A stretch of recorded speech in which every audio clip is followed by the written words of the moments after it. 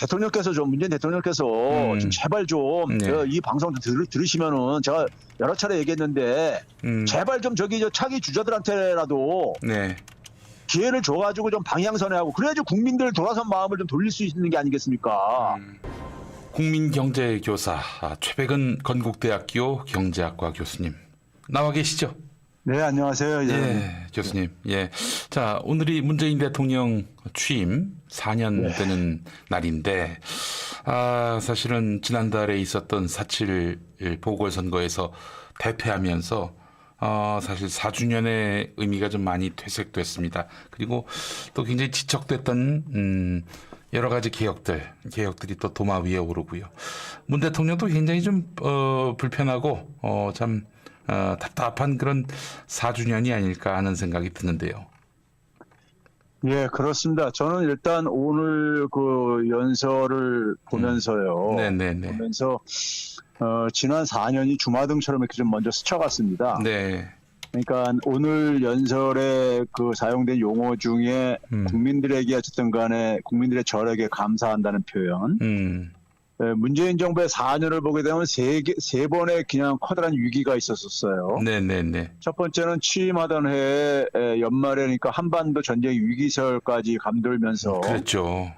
그러다가 이제 2018년 2월 달에 평창 올림픽을 계기로 이제 분위기가 이제 급전됐죠. 네네네. 그래서 6월 달에는 소위 말해서 역사적인 북미 정상회담도 만들어냈고요.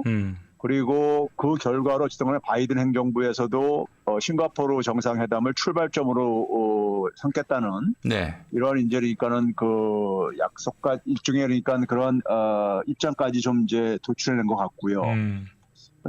좀 아쉬운 점은 많이 남아있지만 그래도 저는 뭐 그 위기를 어쨌든 간에 기회로 반전시켰던 게 그 첫 번째고요. 두 번째는 이제 2019년 7월 초에 아베가 이제 경제 도발을 해오지 않습니까요? 네네네. 도발을 해오면서 그 당시에도 이제 초창기에는 어쨌든 간에 보수 언론 섞고 그다음에 내부에 사이비 뭐 학자들 섞어 해가지고 막 그 불안을 막 조장하고 그랬었는데. 그래서 말이에요. 예. 그랬는데 국민들이 전폭적으로 어쨌든 간에 지지해주고 하면서 뭐 소부장 산업, 일본에게 그러니까 소부장 산업을 오히려 독립을 추구하는 어떤 기회가 되었고, 그렇죠. 세 번째가 이제 코로나 재난의 위기인데 이것도 사실 K 방역이라는 게 국민들이 만든 거죠. 그렇죠. 국민들이 만든 건데 그래서 이제 저는 적어도 마지막 두 번째, 세 번째는 국민들이 전폭적으로 어쨌든 간에 만들어낸 건데 여기에 중심에 저는 촛불 시민들이 있다고 보고요. 그러다 보니까는 촛불 시민들이 촛불 정부라고 자임을 하고 있는 문재인 정부에 대한 기대도 굉장히 많은 것도 사실이고 그러다 보니까는 또 많은 촛불 시민들 중에는 좀 실망하거나 힘이 빠져 있는 것도 사실인 것 같고요. 그런데 이걸 제가 이제 그 경제 전문가로서 이제 쭉 이제 지난 4년을 해가면서 어디서부터 이게 문제가 됐는가를 좀 복기를 좀 저는 할 필요가 있다고 생각이 들거든요. 복기를 해보죠. 남은 1년을 어쨌든 좀 잘 가려면요. 최근에 일부 언론들에서 그러니까는 뭐 언론 같지 않은 언론들에서 그러니까 최근의 경제 지표를 들먹이면서 문재인 정부 경제가 완전히 망가졌다는 식으로 이렇게 얘기를 하는데. 그거는 아주 사실 왜곡이죠. 그러니까 말이에요. 문재인 정부의 경제에 대해 평가를 하려면 2020년 전과 후로 나눠서 해야 되는 겁니다. 네네네. 2020년 이후는 특별한 재난 상황이고 그 재난 상황에서 우리는 어쨌든 간에 그래도 뭐 대외적으로는 선방을 한 측면이 있단 말이에요. 그렇죠? 네. 국내적으로 그러니까 뭐 양극화를 더 만든 측면도 있지만은 대외적으로는 선방을 한 것은 우리가 객관적인 하나의 사실이고요, 팩트고요. 그렇죠. 예. 그런데 뭐 지금의 고용 지표를 가지고 그러니까는 뭐 지금 우리가 소위 말해서 이명박 정부 때라든가 무슨 뭐 박근혜 정부 때하고 비교한다는 건 말이 안 되는 비교잖아요. 네네네. 그러니까 그런 보도를 하는 언론들이 참 있더라고요. 이건 그러니까 뭐 말 그대로 그러니까 공격을 위한 공격인데 라고 보고 어쨌든 간에 2020년 이전과 후로 나눠봤을 때요. 네네. 2020년에 대해서 제가 이렇게 복기를 해보면요. 문재인 정부의 경제 방향은 기본적으로 세 가지로 압축되잖아요. 소득주 성장, 공정경제, 혁신 성장이요. 네. 그런데 소득주 성장 정책을 가지고 일정한 성과는 나왔어요. 그러니까 2016년 말에 그러니까 전체 가구 중에 90%가 소득이 후퇴할 정도로 네. 완전히 그 가구가 완전히 위기에 빠지고 산업이 예. 또 위기에 빠지고 뭐 이런 상황이었었어요. 예. 그런데 그거를 어쨌든 간에 소득을 가계소득을 다 어쨌든 간에 플러스로 반전시켰고 그리고 고용 지표도 40대 같은 연령층 한점 빼놓고 다 어쨌든 수치상으로는 좀 개선시켰고요. 네. 특히 소득 분배가 충분치는 않지만 개선이 다 됐습니다. 소득 분배도요. 그런데 문재인 정부의 이제 그러니까 이 경제 정책을 평가하려면요. 소득주 성장 정책이 그렇게 이제 일정하게 2019년 수치로 봤을 때 어느 정도 성과를 나온 부분이 계속 더 강화가 됐어야 되는데 이게 중단이 됩니다. 네. 그 중단되는 상징적인 사건이 뭐냐면은 2019년 7월 12일 날이요. 네. 그러니까 우리가 매년 7월 달이면은 최저임금 인상률을 결정하지 않습니까? 그렇습니다. 근데 7월 12일, 그러니까 2017년도 첫 해에 그러니까는 2018년도 최저임금을 우리가 결정하면서 16.9%를 결정을 했었죠. 예. 그리고 2018년도에는 2019년치를 10.9%를 결정을 했었고요. 이때까지는 잘 갔어요. 가다가 이제 2019년 7월 달에 최저임금위원회에서 2.9%로 이렇게 발표를 하죠. 네. 그러면서 이제 거기에 이제 화답을 하듯이 문재인 대통령이 청와대 참모회의에서 이 약속을 못 지킨 것에 대해서 이제 그러니까 후속 조치를 하라고 하면서 사실상 사과를 했죠. 네. 사과했는데 저는 그 2019년 7월부터요. 그 이전 1년을 굉장히 중요한 그러니까 이 기간으로 봐요.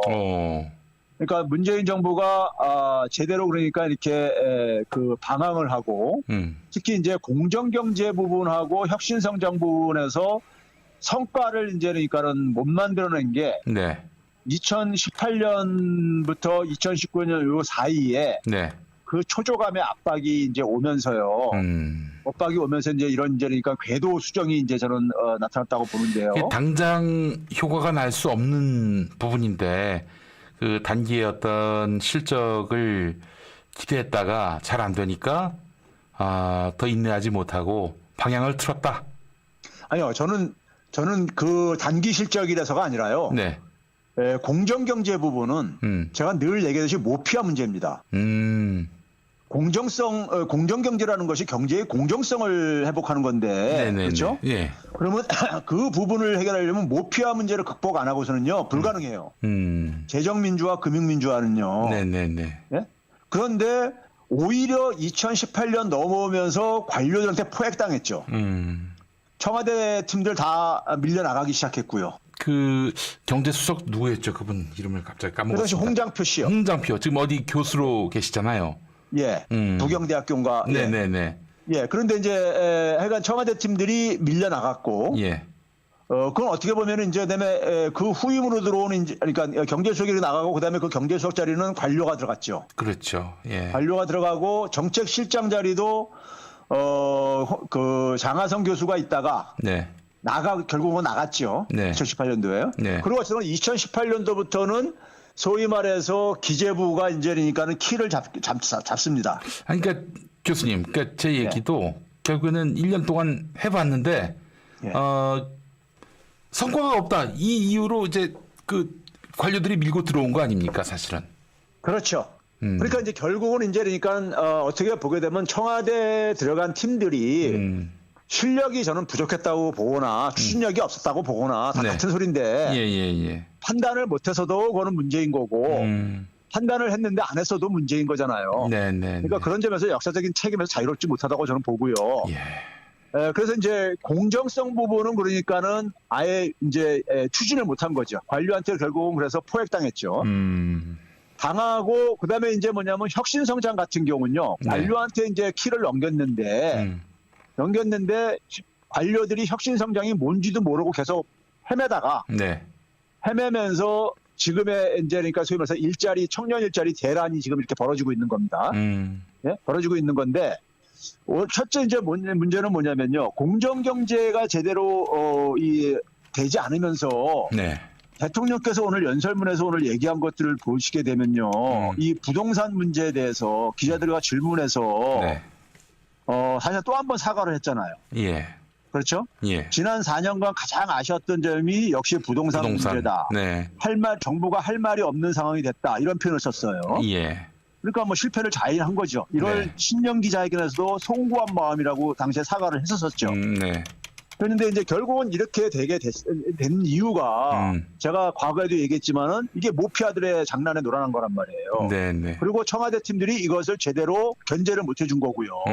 안에서요. 네. 그렇죠? 예. 그러면은 이 부분이 결국은 뭐냐면은 4.7 보궐선거 참패로도 이어진 거고요. 그렇죠? 만약에 부동산 문제는 제대로 했으면서 주거 안정 민생의 핵심이라고 얘기를 하셨는데 네. 이걸 했으면은 LH 사태 터졌어도 4.7 보궐선거 참패 안 한다고요. LH 사태가 이게 현 정부의 문제가 아니었잖아요. 예. 그렇죠? 그런 점에서 그러니까는 어떻게 보게 되면은 관료들한테 포획된 결과로 이러한 부동산 문제에 대해서 사과를 이제 대통령이 2번이나 하게 되는 예. 사태가 초래된 거라 이겁니다. 그 얘기를 제가 주야장창하고 다니는데 김용민이야 뭐 사실 경제 전문가도 아니니까 사람들이 다 비웃죠. 그럴 리가 있냐. 그런데 예. 교수님이 이렇게 말씀해 주시니까 용기가 납니다. 예. 근데 문제는 뭐냐면은 예. 문제는 뭐냐면은 저는 오늘 아쉬운 것은 네. 이렇게 되게 되면은 지난 그러니까 우리가 예를 들어서 한 2년 이상 동안의 부동산 정책의 실무부서는 국토교통부 같지만요. 네. 제가 늘 얘기하잖아요. 기재부가 모든 거는 다 갖고 있어요. 예. 아니 지난해 7.11 대책할 때 홍남기 부총리가 발표를 했습니다. 네. 예? 올해 그러니까 또 그거에 대해서 그 발표할 때도 홍남기 부총리가 했어요. 예? 그러면 이 기재부가 사실은 그러니까 이거를 주도한 사람이 대통령이 2번 사과하게 할 정도면은 저는 본인은 그 자리에 있는 게 굉장히 뻔뻔하다고. 아유, 그럼요. 당연하죠. 예? 이거 공직자가 자기가 모시고 있는 대통령이 2번이나 사과를 하게 했어. 그런데 그 자리에 앉아 있다? 이건 제가 볼 때 굉장히 후한무치한 사람이고. 네. 그 다음에 이제 문제는 뭐냐면 대통령이 만약에 이것을 사과를 했다면 있잖아요. 네. 여기에 대한 복귀가 있어야 됩니다. 그러니까 그럼 실패한 것을 시인을 했으면 실패한 원인이 그러니까 진단이 돼야 되고. 맞습니다. 예. 실패한 것에 대해서 그러니까 이러한 방향선언을 하겠다고 얘기가 나와야 되는 거잖아요. 대책이요. 맞습니다. 근데 그게 없어요. 예? 그러면 예를 들어서 그런 데면 뭐냐면은 차질 없이 추진해 나가겠다. 실패는 인정하지만 기조를 유지하겠다 이렇게 했어요. 네. 이게 난 이게 뭔지 모르겠어요. 무슨 말인지 모르겠어요, 저도. 예. 그러면 이게 일반 국민들은 이걸 보고서는 뭐가 바뀌겠는가? 예?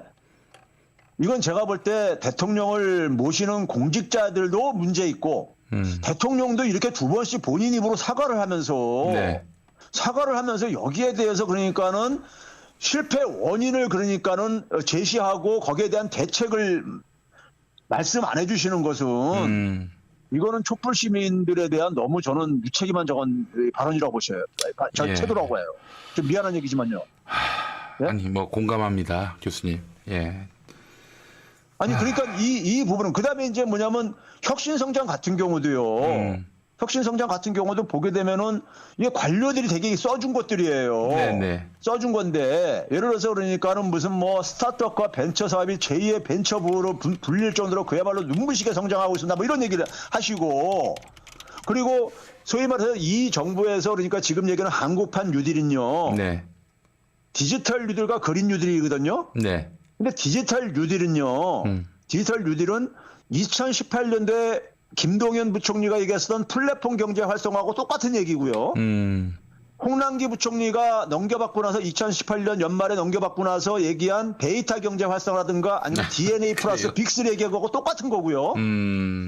용어만 바꾼 거예요. 내용은 제가 장담하지만 다 똑같은 거예요. 똑같은 건데 그거를 한국판 뉴딜에서는 디지털 뉴딜로 또 바꿔 부른 거예요. 예? 그랬는데 문제는요. 예. 제가 아까 그랬잖아요. 2018년 후반기부터 2019년 7월 이전까지 그러니까는 커다란 어쨌든 간에 변곡점이 있었다 제가 그랬잖아요. 네네네. 대통령 입에서 2018년 여름 때부터요. 하반기 때부터 네. 산업의 위기를 얘기하기 시작합니다. 그 산업의 위기가 박근혜 정부 2016년도 때 그러니까 막 도배가 됐던 얘기예요, 사실은요. 아, 그거를 그대로 간판만 바꿔가지고 그대로. 아니, 그 도배됐던 건데 2017년, 18년도에 청와대 팀들이 거기에 대해서 그러니까는 방관하고 그거는 그러니까 시간 지나면 해결되는 문제라고 이렇게 생각하고 있다가 예. 2018년 하반기부터 이제 그러니까는 경기 후퇴 조짐이 보이니까 네네네. 산업위기 얘기하면서 2019년 연초에요. 대통령께서 울산인가 뭐 수소자동차 이런 거 막 나가면서요. 네네. 무슨 얘기를 했냐면요. 올해는 그러니까는 혁신성장의 구체적인 성과가 나와야 된다. 가시적으로. 이런 얘기를 했었어요. 발언을. 네. 예. 연초에요. 그런데 지금 2020년도 지났고 그때부터 2년이 넘게 지났어요.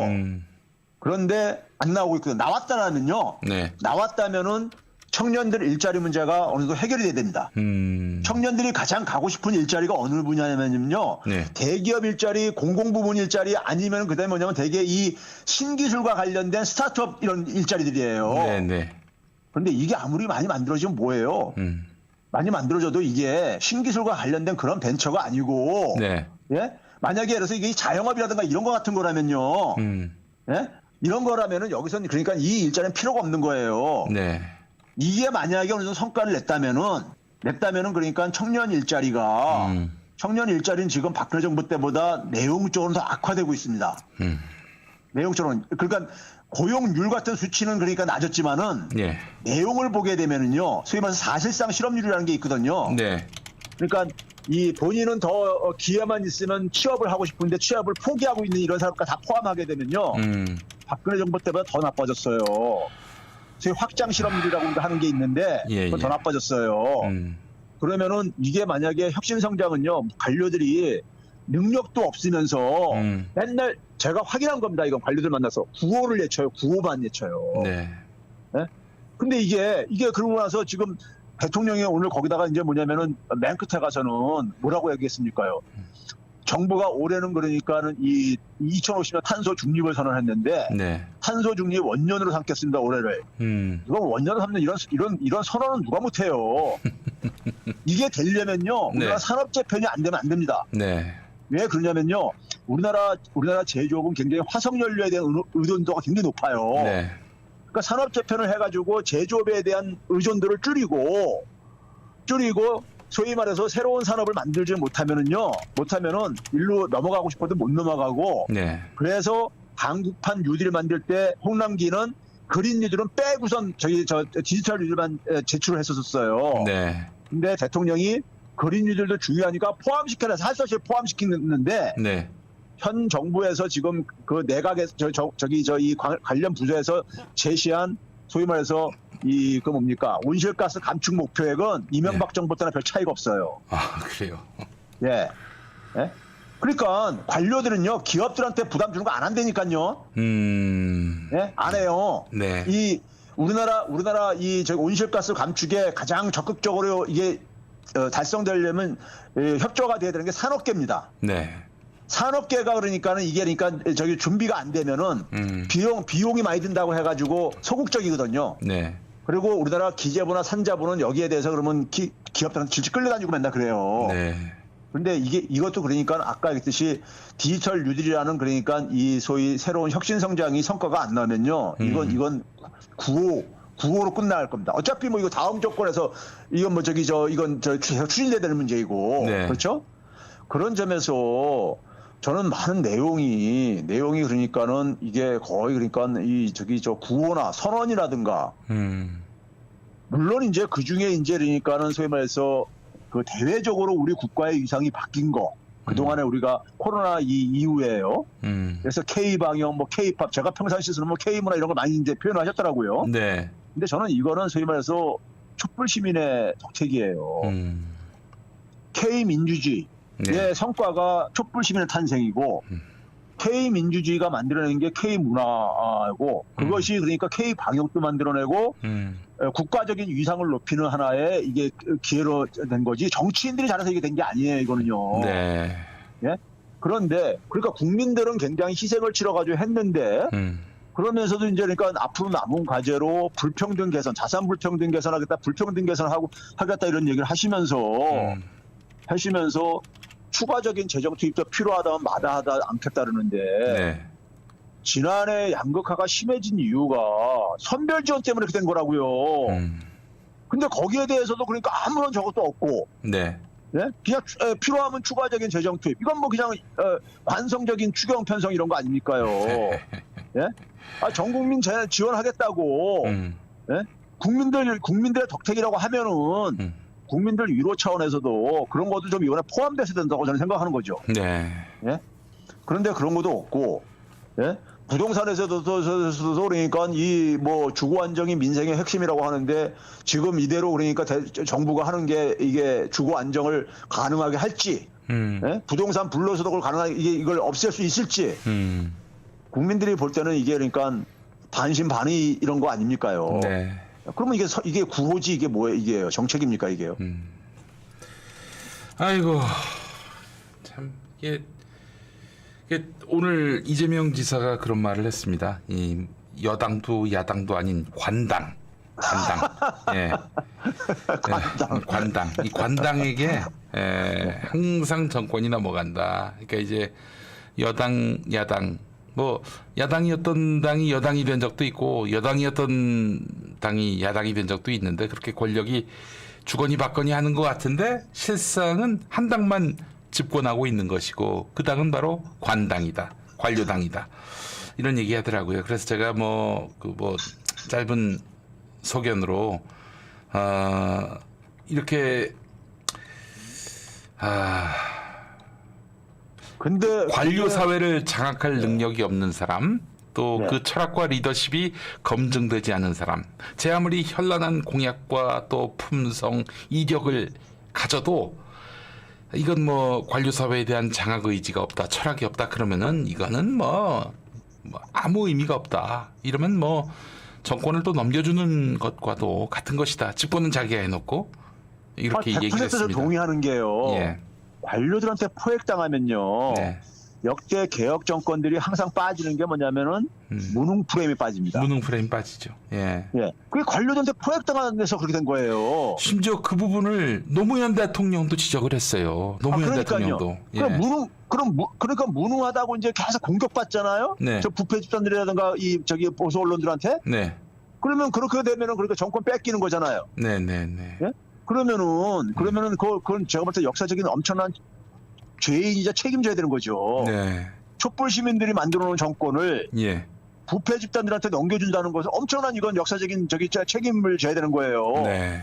그렇죠? 네. 근데 지금 부동산 정책을 대통령 입에서 사과를 2번이나 했으면은 네. 그 실패에 대한 원인 정도는 최소한 국민들한테 설명을 해야 되는 게 저는 예의라고 저는 생각이 드는 거예요. 촛불 시민들한테. 예. 그 원인의 핵심에 뭐가 있냐? 바로 모피아가 있단 말이에요. 모피아가 있어요. 예. 예? 그거 이제 다들 많은 사람들이 진단해고 해가지고 다 드러난 얘기란 말이에요. 네. 근데 왜 거기에 대해서 아무런 조치가 없냐 이거예요. 그러면서 어떻게 이게 주거 안정을 그다음에 불로소득을 어떻게 이것을 없애겠다고 얘기를 할 수 있냐 이거예요. 부동산 부패를 청산하겠다고. 네. 예? 그리고 그렇게 해놓고서 어떻게 국민들의 마음을 돌릴 생각을 하냐고요. 그렇게 하고 어떻게 정권 재창출할 걸 어떻게 기대할 수 있냐고요. 네. 이 정부가 그렇게 할 거면은 네. 관료들 보러 하라 그러죠. 못하는 정권 잡았어요. 그러니까요. 항상 집권은 민주 세력이 하는데 결국 정권 중반부부터 가면은 그 이전부터도 그쪽에 다 넘어가 버려요. 또 나중에 보면요, 교수님 그런 것도 있어요. 그 여당도 관료들이 다 그냥 먹습니다. 민주당도 여당도. 그러니까 이게 소위 말해서 국회의원들 중에 상당수도 제가 늘 얘기하지만은 네. 이게 귀족 집단, 귀족화가 되어져요. 네. 거기 이제 2선, 3선 하다 보면요. 예. 예? 하다 보면 귀족화가 되다 보니까 그러니까 사실 그 몇몇 의원들 목소리뿐이 안 들리고 있는 거잖아요. 네. 예? 그러면 이게 그러니까 적어도 국민이 그럴성에 기대하고 본인들이 개혁을 얘기를 하고 집권을 한 청와대는 중심을 잡아줘야죠. 그래도. 중심 잡아야죠. 예. 예? 정권 못 사로잡았냐 이거예요. 정권을요. 이렇게 국민들 저기 힘들게 할 거면은 예? 국민들은 그냥 어떻게 보게 되면 그냥 강요된 지지를 계속 저 지지를 강요받고 있는데 뭐 그냥 표 찍어주는 기계가 돼버렸어요. 그러니까 말입니다. 그래서 국민들이 참 그러니까 화병이 나죠. 화병이 예? 화병이 나오르는데 아니 적어도 그러니까는 나는 이 관료들 공직자들이 뻔뻔스러운 거는 뭐 저기 그렇다 치더라도 예? 자기들이 이렇게 자기가 모시는 대통령이 두 번이나 사과했는데 어떻게 저는 그 자리를 지키려고 하는지 나는 그 뻔뻔하다고 뿐이 표현할 수가 없어요. 예? 아니 그렇지 않습니까요? 네, 맞습니다. 장관이 자기 모시는 그러니까 대통령이 두 번이나 사과를 했어. 자기가 입안한 정책을 가지고 때문에. 그러면 거기 최소한 책임을 지는 게 예의가 아닌가요? 아니 다른 건 다 떠나서 저 교수님 말씀대로 전 국민 재난지원금 주지 않아 가지고 선거에서 대패했으면 그날로 물러나야지. 그 사람은 가만히 있습니까? 다른 사람들은 다 책임지고 물러나는데. 그러니까요. 그것도 참 골 때리는 일입니다. 그러면 진짜. 그렇게 해놓고 남은 1년 동안에 주거 안정하겠다, 뭐 하겠다. 이거 선언이지 이게 무슨 저거예요. 대책입니까? 네. 아이고 정말 아니 그 지난 노무현 정부 때도 이 관료들에게 포획되면은 될 일도 안 된다라는 것들을 뻔히 심지어는 노무현 대통령 책에도 나와 있어요. 맞아요. 그 책에도 나와 있는데 그런데 어떻게 이해가 안 가요. 그래서요. 그 많다는 이 친문 문재인 대통령의 측근들은 뭐 하고 있어요 도대체? 자기들은 읽어봤을 거 아니야? 최소한 노무현 대통령 그리고 측은. 많은 사람들이 노무현 정부에서 일했던 분들인데 네. 어떻게 나는 그걸 반복하는지 모르겠어요. 그래서 아유. 노무현 정부 말대로서 패적 소리까지 그러니까 나오고 그랬으면서 네. 예? 어떻게 이렇게 성찰이 없고 반성이 없는지 모르겠어 나는요 도대체가. 노무현 대통령이 결국 그렇게 스스로 몸을 던져가지고 이 민주 진보 세력이 살아난 건데 살아났더니 말입니다. 그 엄청난 부채감을 이런 식으로 허비를 하나 이런 식으로 소진을 하나 참 참담하고요. 예. 알겠습니다. 아유 교수님 오늘도 이 열불이 막 뻗칩니다만은 네. 그러나 또 이게 또 작은 어떤 약이 돼서. 아니 저는 그래서 마지막으로 제가 얘기 드리고 싶은 건요. 네네네. 마지막으로 얘기 드리고 싶은 것은 네. 문재인 대통령께서 네.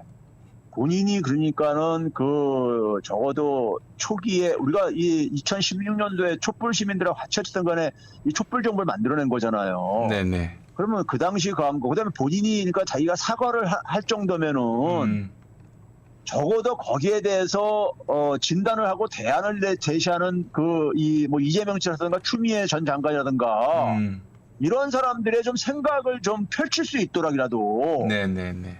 좀 지원을 해줬으면 좋겠어요. 남은 1년 동안에요.